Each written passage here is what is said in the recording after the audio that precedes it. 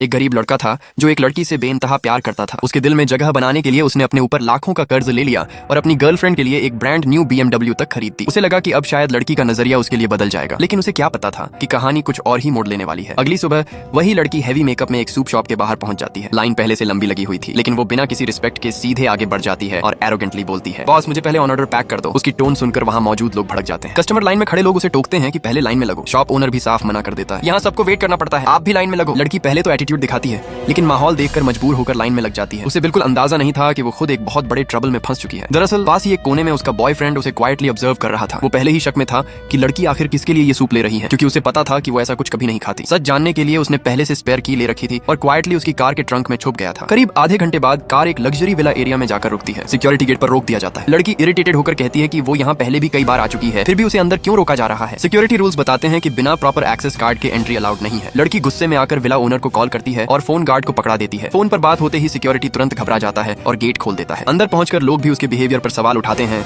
कि वो ऐसे हाई प्रोफाइल पर्सन की सेक्रेटरी होते हुए भी इतना एटीट्यूड क्यों दिखा रही है। उधर विला के अंदर एक पावरफुल बिजनेसमैन उस सूप को कामली एंजॉय कर रहा था। उसे अंदाजा ही नहीं था कि बाहर जो हो रहा है वो सब किसी की नजर में आ चुका है। इसी बीच लड़की के अंदर फ्रस्ट्रेशन बढ़ता जा रहा था। उसे लगने लगा था कि वो इस रिश्ते में सिर्फ हिडन रह गई है, कोई प्रॉपर आइडेंटिटी नहीं, कोई रिस्पेक्ट नहीं। वो गुस्से में बिजनेसमैन से साफ बोलती है कि हम पिछले 6 महीने से साथ हैं, लेकिन तुम्हारे अलावा मुझे कुछ मिला ही नहीं। लड़की का गुस्सा अब कंट्रोल से बाहर हो जाता है। वो रिलेशनशिप को लेकर सवाल उठाने लगती है और साफ कहती है कि अगर उसे कोई क्लियर कमिटमेंट नहीं मिला तो वो सब खत्म कर देगी। बिजनेसमैन उसे काल्म करने की कोशिश करता है और फ्यूचर प्रॉमिसेस देता है, लेकिन लड़की अब सुनने के मूड में नहीं थी। वो इंसल्टेड फील करती है और वहां से जाने लगती है। इसी दौरान दोनों के बीच आर्ग्यूमेंट बढ़ जाता है और situation suddenly out of control हो जाती है। पुश पुल में लड़की का हाथ स्लिप होता है और वो एक्सीडेंटली उसे चोट पहुंचा देती है। अगले ही पल माहौल पूरी तरह बदल जाता है। आर्ग्यूमेंट अब टेंशन और पैनिक में बदल चुका था। लड़की गुस्से में वहां से निकल जाती है और BMW लेकर तेजी से ड्राइव करती है, लेकिन रास्ते में उसका दिमाग शांत नहीं होता। वो गाड़ी रोकती है और रिवेंज प्लान करने के लिए फोन निकालती है, लेकिन तभी उसे एहसास होता है कि उसका बैग खाली है, फोन गायब है। उसे तुरंत याद आता है कि फाइट के दौरान शायद वो वहीं गिर गया होगा। अब वो मजबूरी में वापस उसी विला की तरफ लौटती है। जैसे ही वो अंदर पहुंचती है उसे जमीन पर एक ब्लड स्टेन्ड नाइफ दिखाई देता है और वहां सन्नाटा पसरा हुआ था। वो डर के मारे ऊपर की तरफ जाती है और बार बार आवाज देती है, लेकिन कोई जवाब नहीं मिलता। अचानक उसे कुछ ऐसा दिखता है कि वो बुरी तरह घबरा जाती है। डर के मारे वो तुरंत बाहर भागती है और बिना रुके कार लेकर वहां से निकल जाती है। कुछ देर बाद पुलिस मौके पर पहुंचती है। उन्हें वहां से उसका फोन मिल जाता है